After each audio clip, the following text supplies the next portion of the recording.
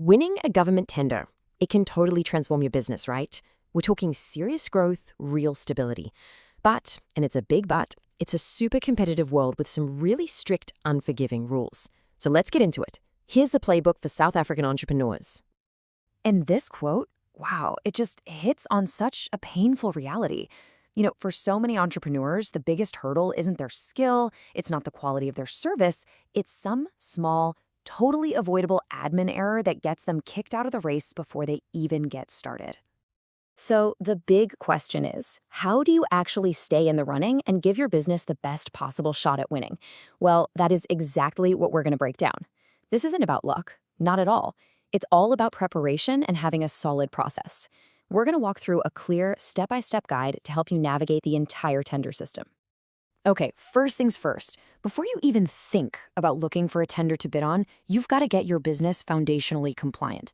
I mean, completely locked down. Think of this as the absolute non-negotiable first step. All right, so there are 4 essential pillars here. Number 1, you need to be a registered company with the CIPC. That makes you a legal entity. Simple. Number 2, tax compliance. You have to have a valid tax compliance PIN from SARS. This just proves your financial house is in order. Third, you've got to be on the government's official supplier list. That means registering on the Central Supplier Database, or CSD, as you'll hear it called. And finally, you need a BBBE certificate or an affidavit, because that's how you're going to claim those absolutely crucial preference points. Okay, so let's say your business is compliant and you've submitted your bid. What happens next? Well, it doesn't just go into some random pile.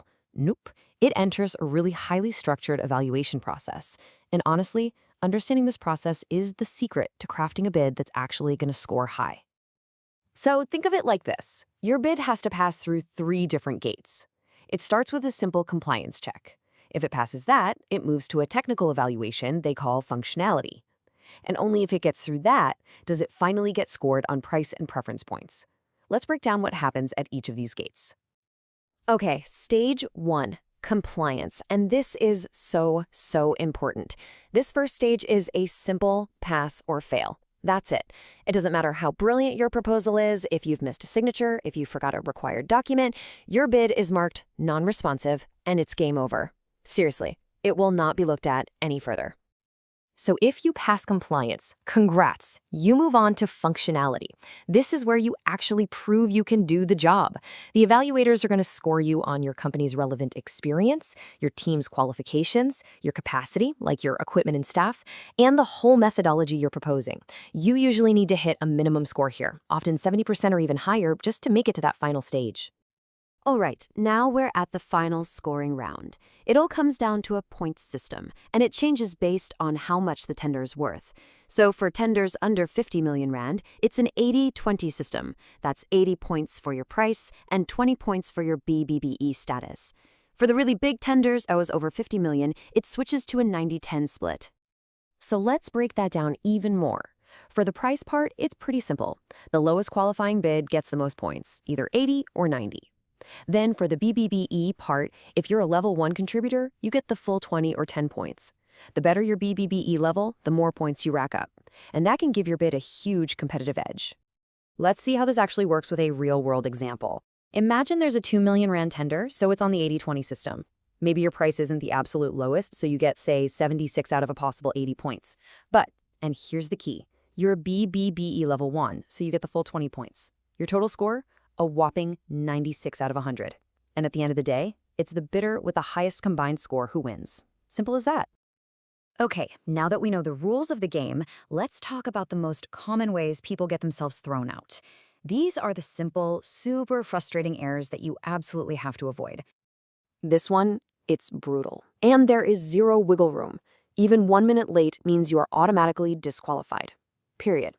My tip, aim to submit a day early. This isn't just being overly cautious, it's smart. The online portal could crash, you could hit crazy traffic, a last-minute printing issue. Don't let simple logistics sink your entire bid.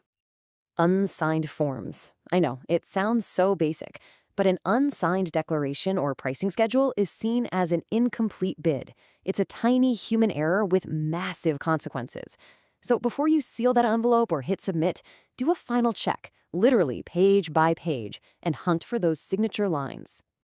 Missing documents. Ugh, every tender will have a list of mandatory stuff you need to include. Your CSD report, your tax PIN, specific forms. If you forget just one, you're out.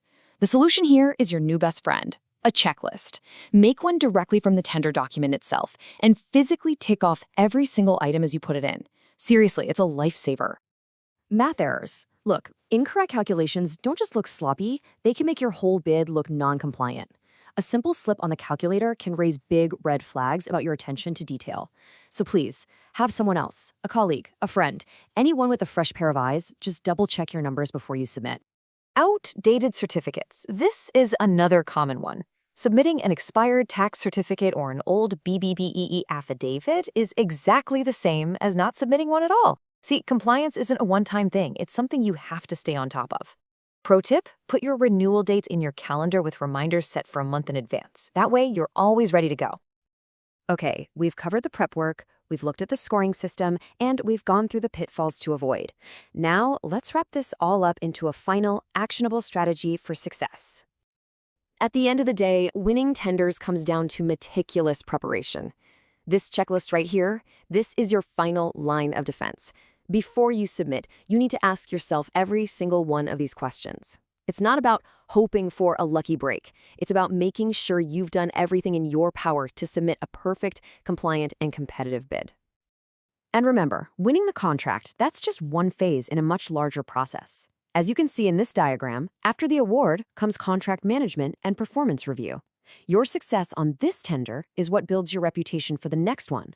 The real goal is to deliver so well that you become a trusted government partner for the long haul. So there you have it. That's the playbook for navigating the South African tender process. Yeah, the system is tough, but it's not a mystery. It rewards preparation, precision, and compliance. The opportunity is absolutely there.